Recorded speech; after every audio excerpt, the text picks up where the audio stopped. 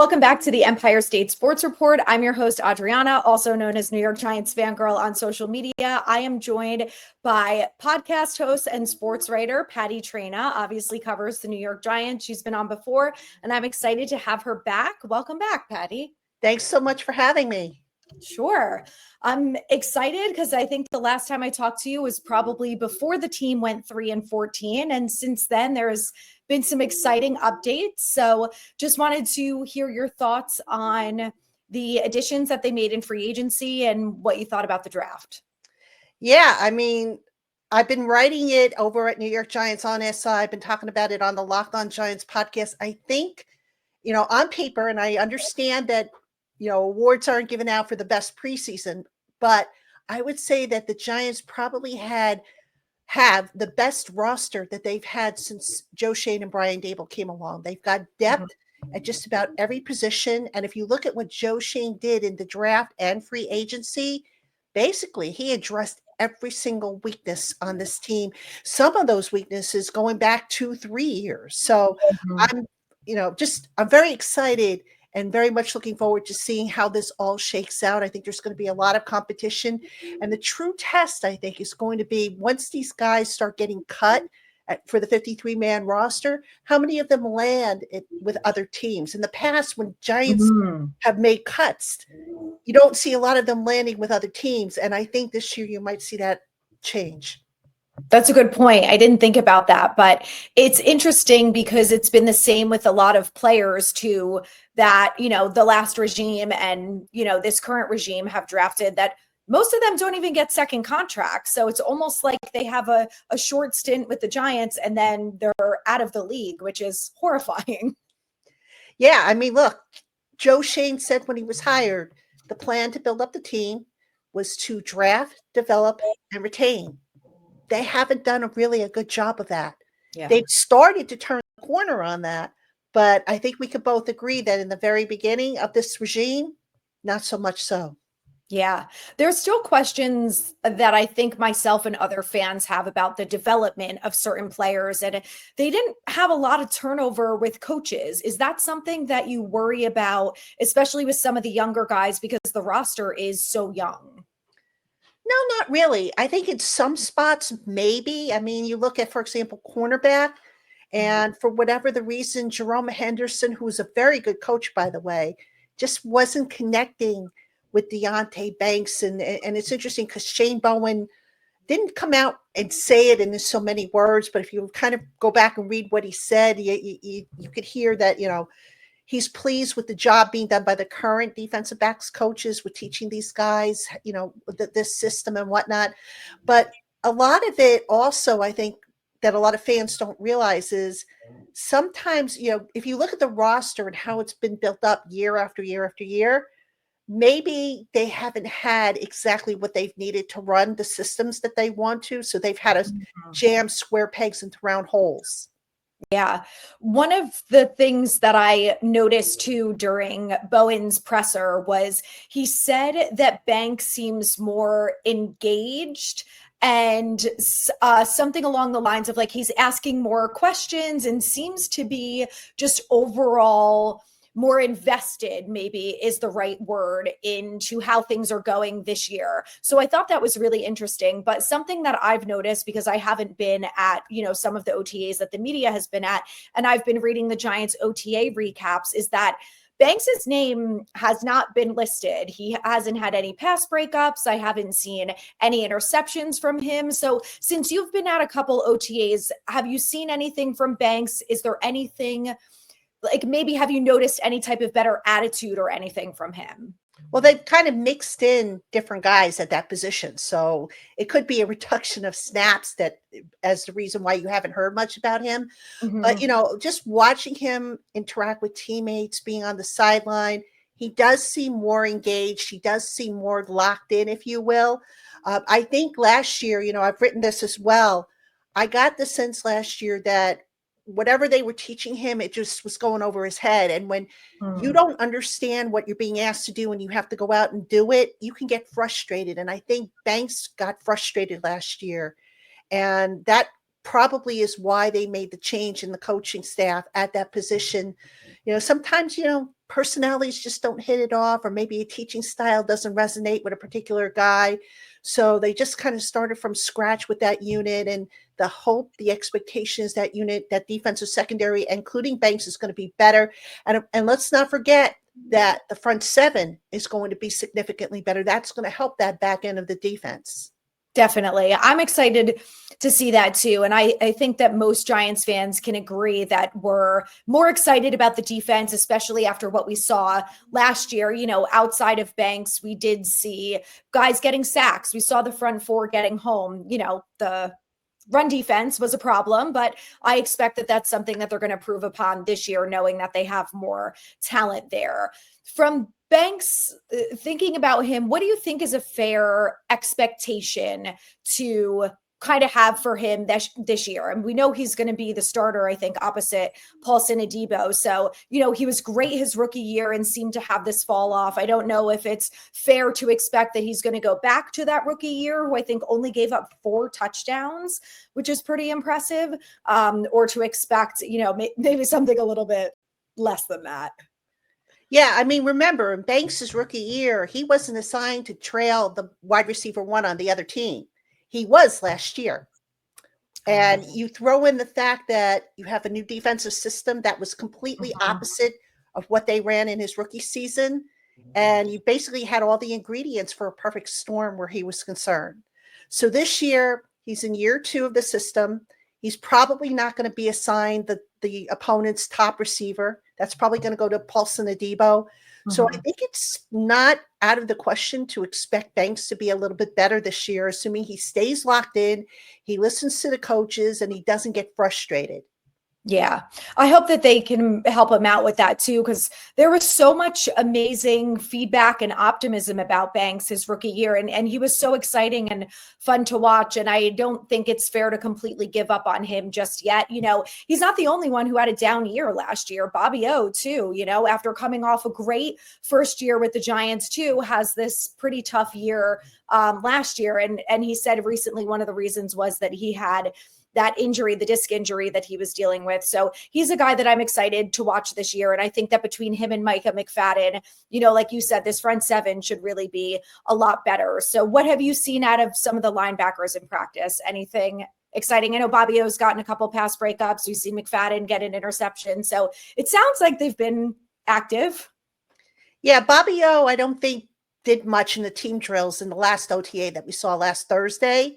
So they might have, held him out for whatever reason. Maybe they wanted to see other guys. Maybe he was sore. I don't know what the reason was, but we won't really be able to tell with the linebackers, especially the inside guys, until the pads go on, because really what you want to see from them is their ability to shed tackles. You want to see how they do against the run, which, as you know, was a big, big problem for the run defense last year. The coverage stuff. Right now, they're experimenting with different looks. So you might see, for example, Abdul Carter in coverage, replacing Micah McFadden in the nickel package. So right now, it's just kind of a mix of everything. And they're not playing at full speed because they can't. They don't have pads on. There's no contact allowed. So you kind of have to take everything we see right now with a grain of salt. But that being said, I think they are, headed in the right direction. Yeah, I heard that Abdul Carter too has been invested in everything. Shane Bowen said he's all ball all the time. He's talking to special teams, getting involved in there, wants to learn what everyone is doing. What have you seen from him so far? Do you get to see, bits of his personality and, sometimes the not just the all ball all the time guy? He's very businesslike. I mean, when we spoke to him at the rookie camp, very businesslike, very direct with his answers. Some guys they inject a little personality. Some guys are just straightforward, straight shooters, if you will. So yeah, he's very businesslike, wants to be great. He's a sponge right now. I asked Brian Burns, I said, how does he complement what you and Kayvon do? And he said, different type of pass rusher. And he didn't go into too much detail, but he basically said they're different types of pass rushers with different skill sets and different strengths and whatnot. So the challenge for Abdul Carter, last year at Penn State, he was, I believe, the guy as a pass rusher. And now he's joining 2 other guys that were the guy last year, if you will, for the Giants. So how is that all going to mesh together? And, Abdul Carter, from all that I've heard and from what I've witnessed, very focused, very locked in. I see him asking questions. I see him going over to talk to teammates after a rep. So that's what you want to see. You don't want to see a guy go off thinking that he knows everything. Yeah, especially when they're so young like that, and that they're learning a new defense and adjusting and all of these things. And I love for him that he's coming into this team and having guys like Burns and Kayvon, who are veterans in the league, who has a lot of experience, especially Burns having to go from one team to another and learn different systems and implement and everything. So I think that's awesome. While we're on the topic of Burns, we have to talk about the fight, because I saw this tweet from Connor Hughes that made me laugh out loud about, I'm just picturing it, that Burns is on the sideline and he goes rushing onto the field and tackles James Hudson to the ground. And everyone is okay, which is why I can kind of laugh about it. It wouldn't be funny if anyone got injured. But what was your perspective on the fight? Because I read all the tweets and it felt like I was there, but I'd love to hear from someone who actually witnessed it. Yeah, I mean, that day was very hot. And, you're standing, I know I was tired and I wasn't even moving around. I'm standing on the field. It's hot, so I can just imagine how those players felt being out on the field. I think the temperatures were close to 90, if not they topped 90 that day. But, look, fighting, I'm not a big fan of it because somebody could get hurt. And then I know I'm going to get people who say, "Oh, lighten up, Francis," and all that stuff. But people can get hurt. I've seen brawls in training camp where guys have gotten hurt from fighting. So that being said, you want to have a little bit of an edge to you. You want to be competitive, but you've got to control it, because look, if you start fighting in a game, that's 15 yards and a possible ejection. And as Brian Burns said afterwards, he said, "Look, it's okay, but we got to get our work in." And my understanding is they had at least one more team period planned in the practice that they scrapped, because basically the coaches said, "Okay, you know what? These guys are hot, they're tired, they're cranky. Let's just call it a day." So, this is a team. And again, I know I'm sounding squarish, but this team can't afford to be throwing away team period drills, given that they're coming off of a 3-14 record that was a franchise worst last year. Yeah. And it's funny, I've seen both sides of it. I've seen, the fans that are saying, good, like, I'm glad that these guys have some fight in them. It shows that they care and they want to do that. And then you have other people who say it's a total distraction. And, I think, unfortunately, it's par for the course at some point. I've been at training camp. I've seen, a fight break out here and there. But, like you said, this team is coming off a really awful season, and a season where a lot of the time they looked undisciplined and unprepared and had the same penalties week after week. Have you noticed anything? And, I know when we hear about OTAs and the way that Dable talks about it, it sounds like it's very, low key, in the sense that there's no tackling, there's no pads, it's very much the beginning stages. But Dable also said that he's being very careful with the injury guys, the ones who are coming back. Have you noticed anything different about the way that the OTAs are run this year versus last year? Not really. You see a lot more team drills. Okay. You see, obviously, 7-on-7s are kind of useless if you think about it. So a lot more installs, a lot more running them in slow motion, that's the install period.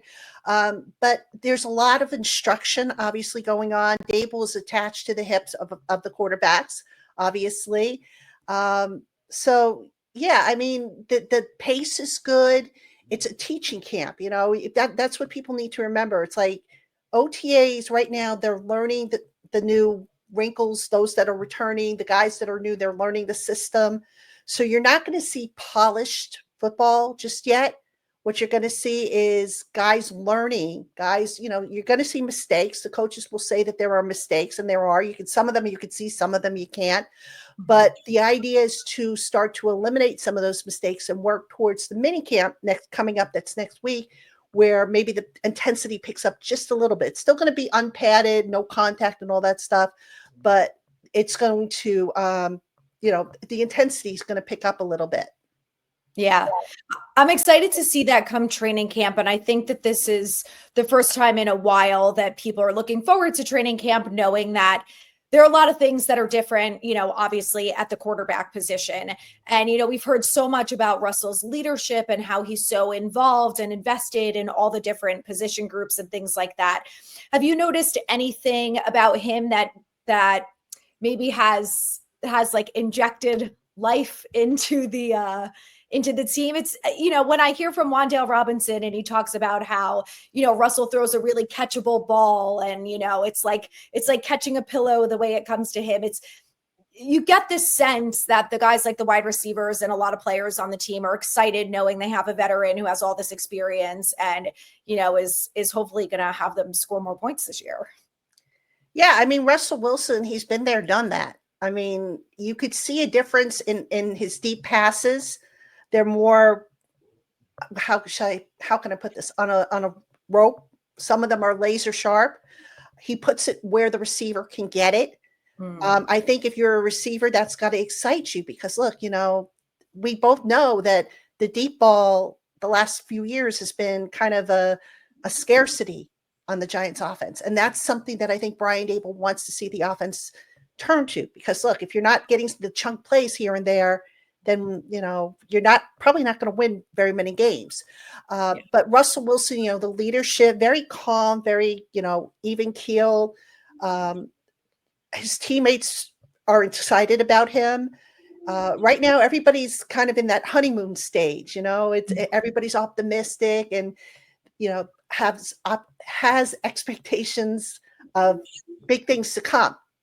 But again, we're in the OTA stage, and while things are certainly looking up, and I have no reason to think that they won't continue to look up, there's still a lot of work to be done. And Russell will tell you that. I think Jameis Winston will tell you that. I think any of the quarterbacks will tell you that.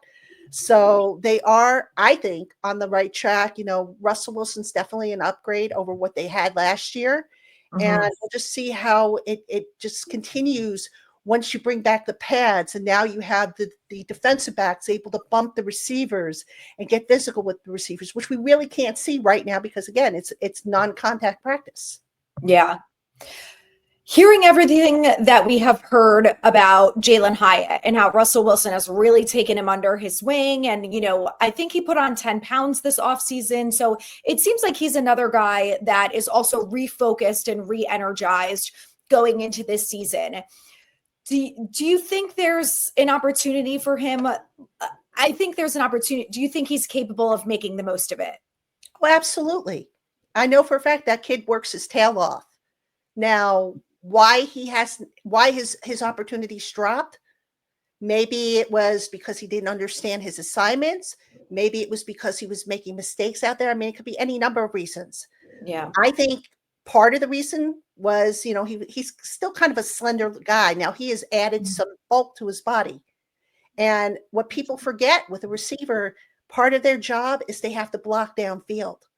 And he was getting beat on blocks. He wasn't doing a good job of tracking the deep ball, which was another problem. I think I forget the exact number of deep balls that he was targeted on, but he didn't catch any of them.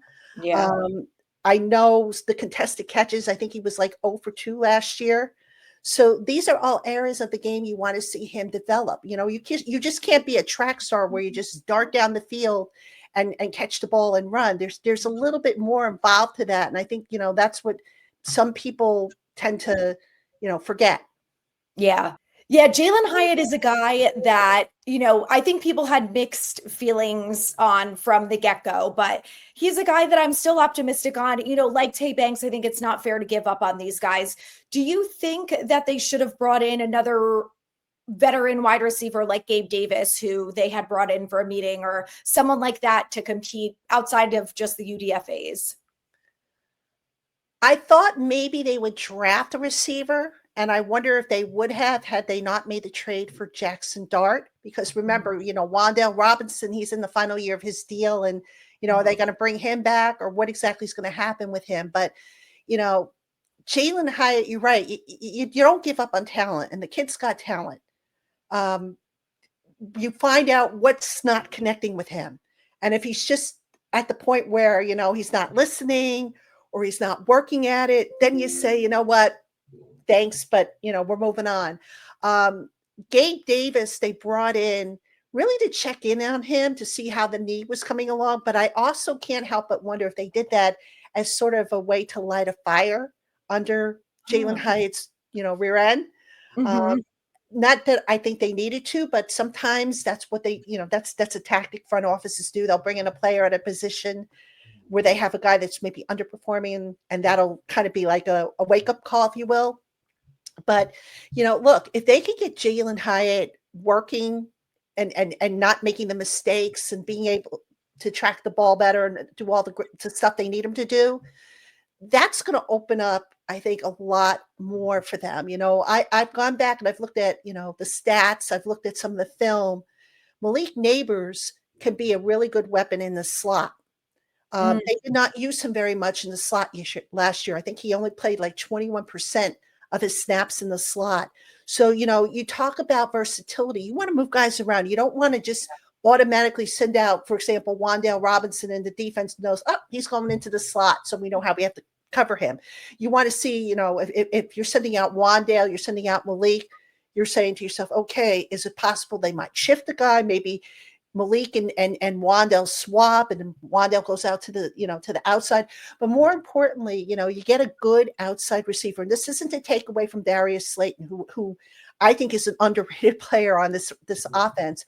But the more speedsters you can put out there, the more now the defense has to think about in terms of coverage.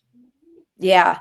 I'm really curious to think about what this offense is going to look like, because I think there's so much optimism around Russ. Obviously, it's an upgrade there. You've got Scattaboo that I know a lot of people, myself included, are excited about. You've got a healthy Malik Neighbors, and Slayton is back. But I definitely still think there's a little question mark of, well, we didn't bring in another wide receiver. The offensive line is always a concern. So it's going to be interesting. But do you have concerns around the offensive line? Of course, if everyone's number one concern is if Andrew Thomas goes down. And I think that they would probably do what they did last year, where they take Illuminor over to the left tackle spot. But, then you're putting Marcus Bowe, who is a rookie, in there and kind of hoping for the best. Do you think that's the best plan of action, or would you rather have Illuminor stay at right tackle and see someone like Hudson or Forsyth, guys who have experience at the tackle position, unlike Azudu and, Neal, who they were kind of forcing into that position at tackle and obviously wasn't working? Yeah, that's why they brought Hudson and Forsyth in to play tackle, to be one of those guys is going to be your swing tackle. Bowe is going to eventually maybe replace Illuminor if they don't renew Illuminor's contract after this year, because this is his contract year. But I think the Giants, after going through what they went through the last 2 years with trying to replace Andrew Thomas when he got hurt, if they had not done anything at that spot, I would have been like, hey, what are you guys doing? Yeah. So yeah, I think the best plan, look, when it comes to the offensive line, the fewer moves you have to make, the better, because you want to establish continuity. So to answer your question, if heaven forbid Andrew Thomas gets hurt again, and let's hope he doesn't, either Hudson or Forsyth will probably step in there at that left tackle spot. Hudson has been playing left tackle with Thomas sitting out, these OTAs, while he continues the latter stages of resting that foot or rehabbing that foot injury that he had last year. So yeah, you leave Illuminor on the right side, you let Hudson and Forsyth slug it out for that left tackle or that swing tackle role. Meanwhile, you're bringing Marcus Bowe along. And one of the things I've always said about the Giants, especially about the offensive line, they haven't really done a good job with bringing in young depth and developing that depth so that they are ready to step in if needed. They've done a better job of that this year. They've got Jake Kubas on the inside. Marcus Bowe, who I think is going to be a good player once they work with his technique. And, we're going to talk to the assistant coaches. I think it's next week at the mini camp. So we'll hear from Carmen Costello. I'm definitely going to make sure I pay a visit with him. But you're right. In terms of the offensive line, that's always a question mark because you just don't know. But what they've got going for them right now is if everybody is healthy. Remember the first 5 games, I think it was 5 or 6 games last year, that line didn't play that badly. and they're Yeah. retaining all the starters from that line. So really the key is to keep them healthy. And if you can't keep them healthy, now you've got some versatility. You've got some young guys who you can develop. You can Mhm. plan for the future, because the last thing you want to have to do is just be caught flat-footed. And now all of a sudden, oh, wow, Illuminar moves on after this year. Who do we plug in at right tackle? Yeah, it's Giants fans, I feel like, are the only fans who know everything there is possible to know about assembling an offensive line, because it's just been such a struggle for so long. So I was happy that they drafted Bo. He's a guy that I think a lot of people liked, especially for the versatility aspect. And, like you said, the line was good last year before he went down. So I think there's a reason to be optimistic there. And, as of right now, too, there are so many offensive linemen that they have on the roster. So that is nice. Have you seen Reese McIntyre? Do you know if they ended up cutting him? Because I haven't seen him listed at all. Who's that? He was the center UDFA, he was Jaxson Dart's center from Old Miss. Oh, So, I don't think they signed him. they didn't. I don't think so. Okay. I could check. I got my roster here from the mini camp or from the last OTA. I'm pretty sure they didn't sign him. Nope. I don't see him on here. Okay, because I didn't see him when I was looking at the other configurations of the offensive line. So I was wondering about that. All right. Well, we have to talk about Jaxson Dart while we're on the subject of him and Ole Miss. The things that I have seen have been mostly good. I don't expect anything to not go wrong at this point, but it seems like he has a really good like command and respect and relationship so far with a lot of the players. I've seen the videos of the handshakes, and I thought it was really interesting that Brandon Brown was saying that when he had private meetings and asked players, what's one player from college football that you would want to bring with you to the Giants? And so many of them said Jaxson Dart. I thought that was really fascinating. And I think it opened a lot of people's eyes as to say, one of the reasons why they really loved him, right? What have you seen from him in regards to how he reacts, to the coaches and the other players? And he seems like he's great with the media too. Yeah. I mean, first thing that struck me about Jaxson Dart was maturity. What is he, like 20? How old is he? 20. I want to say 22. I don't know if I've got that right. I can look it up real quick. But maturity. That's definitely number one. He doesn't have an ego about him. Sometimes you get quarterbacks that come in, or any young player comes in, and because they were the big man on campus, now they think they're the big man here. But Jaxson Dart, remember, this is a young man who never sat on the bench. I think going back to college, going back to high school even, he's going to have to sit for a while, and he's fine with that. He knows he's got to learn. He knows he's got to acclimate. He knows he's got to earn the respect of his teammates, which he is doing a good job of from what I can see so far. And look, he's not going to be perfect. I know when I did my OTA report from last week, Jaxson Dart didn't have as good of a practice as he had up until that point. It was kind of shaky. And some people are like, oh my gosh, they should have taken Shedeur Sanders. They should have done this. Oh my God, what? It was Pat. And I'm like, people, calm down. It's only OTA number 6. Right. There are going to be days where he's going to have some rough patches. But you know what? They have a plan for him. The plan so far, from what I can gather, they are working him in each level of the offense. So you see him a couple times with the first string offense. You see him with the second string. You see him with the third string. Brian Daboll is literally on top of him after every throw. He is in his ear. So you can tell Brian Daboll is going to be very, very involved in Jaxson Dart's development. But, this is a young man, like I said, mature. So far, you mentioned the media. I have to laugh because a lot of people made a big deal about him asking people to, introduce their names. That's actually nothing new. I mean, I'm old enough to remember back in the day when we had to do that. We kind of got away from that in the New York area. But, a lot of teams, if you look at a lot of other teams, their media does that as a matter of fact. But anyway, Jaxson Dart, he's a young guy, but you know what? I'm very excited about him. I would not be surprised if he's starting by the end of the year. Okay. I think they're going to transition to him. Basically, this is the Eli Manning plan all over again. If you go back to what the Giants had with Eli Manning when he was a rookie, they had Kurt Warner in front of him. Now, the only difference is the Giants made sure to have a backup because, Jameis Winston, he's signed to a 2-year deal. The idea is Jameis Winston is going to be in Jaxson Dart's ear maybe on game day, while they're both watching from the sideline. And then come next year, assuming Jaxson Dart becomes the starter, Jameis Winston can continue to be in his ear as the kid transitions. So it's really kind of a clever plan if you think about it. I like it. I think it's the first time in a while that I feel relatively secure about the quarterback position, that if God forbid Russell goes down, well, at least we know we have Jameis, who maybe he's going to throw interceptions, but he might also throw touchdowns. He's not going to be afraid to throw the ball.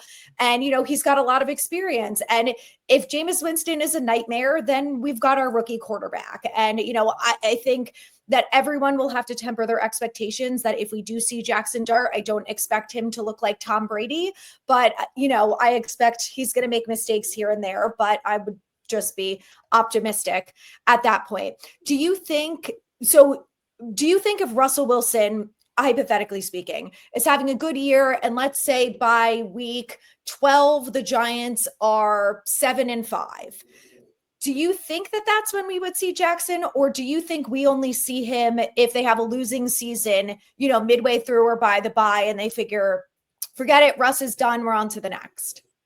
Based on how Brian Dable has operated in the past, I don't think we see Jaxson if they're 7-5 and Russell's lighting it up. Yeah. Why fix what ain't broken, as they say. We saw that, what was it, a couple of years ago when Tyrod Taylor came off of IR and Tommy DeVito. We were in the height of Tommy DeVito mania. Yeah. So I don't see Brian Dable changing that. Now, if I had to take a guess as to when it would make sense to transition, maybe after the bye week. It's a late bye week. See where you're at that point in the season. If you're in contention for a wild card spot, maybe you stick with Russell Wilson. If you're not, maybe you say, okay, you know what? Let's get Jaxson Dart some game snaps. Because look, here's the difference between the Jaxson Dart plan versus the Eli Manning plan. Jaxson Dart right now is going to be quarterback 3, the emergency quarterback, which means he's not getting any snaps, mop up or otherwise, unless the 2 guys in front of him can't play. That was not the case when Eli was here as a rookie. Eli was, I think, quarterback 2 by the time they got into the season. So Eli actually got some mop-up snaps early on in his career before he took over as the starter. So I do think at some point you're going to see a shift in the quarterback order. I think it's not going to come, though, until later in the season.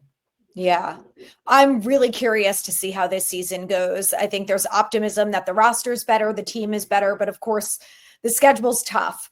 Do you have any bold predictions for what you think is going to happen this year, whether it's, Malik Neighbors' 2,000 yards or the Giants winning 10 games? I'm going to say if everything falls into place, I think the Giants can win 9 games. Now, I am the worst predictor of the world when it comes to predicting games, wins, and losses. I don't usually like to do it because I like to see at the time, who's injured, who's not, what's the weather going to be like, all that stuff. But, excuse me, I do think 9 games is possible. I know a lot of people are going to say, well, where are they going to get the 9 games? I'm not as sold on Dallas, even though I know Dallas has had the Giants numbers for a number of years now. I still don't understand what they're doing down there as far as their personnel. And I'm not, Dak Prescott, I know he's beaten the Giants, but I just don't have a good feeling about them. The Saints should be a win, you would think, because who's going to play quarterback for them? There's some other places where they could potentially steal a win. I'll give you a bold prediction. I think they can top the Broncos because the Broncos, remember, the week before they faced the Giants, they're going to be out in London. So they decided not to take a bye week. So how are they going to be feeling after traveling all that distance? Is that going to take a toll on them? So I think they could steal a win there. And there's going to be other places where the Giants might be able to steal a win. On the other hand, there might be some places where you say, oh, they should win this game, and they don't. So that's the beauty of it. You take it one game at a time, and you just see how it rolls out. But I would not be stunned if 9 wins happens. Yeah, I think a lot of people are underestimating Russell. And I think that, he's not Super Bowl winning Russell Wilson now, but when you look at our quarterback room and what we've watched for the last few years and paid attention to what Dable has been able to do with the offense and that receivers have been open. And, I think if you go back and watch plays, you can see that a lot of the reason why the offense was as bad as it was is because it was held back by the quarterback. And I think it's fair to assume that Russell Wilson is going to be able to make the offense better. But I think if the Giants could get off to a hot start and they go 1-0 week 1, it'll be light years of a difference for them. And Washington is obviously a good football team, but they are not the powerhouse Eagles. Like I think there's a 0% chance we beat the Eagles this year, but I think it's fair to say, yes, the Commanders are good, but like you said, every week is a different story and you never know what could happen. Yeah, I mean, look, Washington, if you look at last year, Giants almost beat them. They were one healthy kicker away from beating them the first time. Yep. And correct me if I'm wrong, but they played them kind of close. Yeah. So, this isn't to diss Washington. Like you said, they're a very good team, but now the league has film on Jaden Daniels and what they have done on both sides of the ball. So the question is how have they adjusted? How is Shane Bowen adjusting to that offense? It's a very good offense. Let's not kid ourselves. But again, they have film on these guys now. And I always say the true test is what happens when the league catches up to a first-year coaching staff. We saw it with the Giants. The Giants surprised everybody in Brian Daboll's first year. They went 9-7-1. And you say, well, you know what? If they keep it up in year 2, then you've got something. But what happened? The league caught up to them. So that's something to keep an eye on. But look, if the Giants can go 1-1 in the first, 2 games, I'd like to see them go 2-0. I think 2-0 could be realistic. But it all depends on what they do in the preseason, because as you know, they have always kind of took the foot off the gas pedal in the preseason. They've got to play the starters a little bit more than what they've been doing the last 2 years. I agree. I don't know. Right. And I know from their perspective that I'm sure it's a very hard balance to strike with the injuries versus playing time. But I think when you look back on what the Giants have done the last few years and how every single year, week 1 and week 2, it is a slow build. And week 1, between the Cowboys and the Vikings, they looked like they've never practiced a day of football in their life. So if that means playing them in preseason, I don't care, Dable, you have to do it. Yeah, absolutely. You can't you can't say, oh, we're going to play our starters in week 2 of the preseason, and then we're going to sit them for week 3, because now you're looking at almost a month of not having live reps. And I don't care what the coaches say. You cannot simulate live reps in practice. Even if you're doing a controlled scrimmage, it's a controlled environment. Right. So you're not getting the same effect. You're not, defenders are not allowed to touch the quarterback. So you've got to get your team used to the speed, used to the tempo. You just have to. If you want to sit the guys, sit them out for week 1, but start to get them acclimated towards game snaps starting in week 2 and just build up. You don't have to play them the whole game. Right. Give them some quality snaps and don't say, oh, well, we had a joint practice against this team or that team. It's not the same. That stupid joint practice against the Lions got me so excited last year. I was like, they got beat to shreds the year before. And then this year they fought back. I'm like, yes, I thought they were going to go 11-6 last year. So I am also an awful predictor. Yeah, I didn't think they were going to go 11-6, but I thought that would be a lot better than 3 wins. Yes, very unfortunate. So we're optimistic that this year will be better. I know your podcast is Locked On Giants. I'll link that in the show notes. And then everyone follow Patti Traina on Twitter. I'll link that as well. And then on SI.com where they can read about all of your Giants articles as well. Anything else that you'd like to share or promote? Yeah, that's basically it. I mean, thank you for having me on. It was good to catch up. And let's hope that, if we do this again next year, we're talking about, a successful season and building on that. Yes, let's hope so. That's what we're all waiting for. Slowly but surely our Giants will get there. Definitely.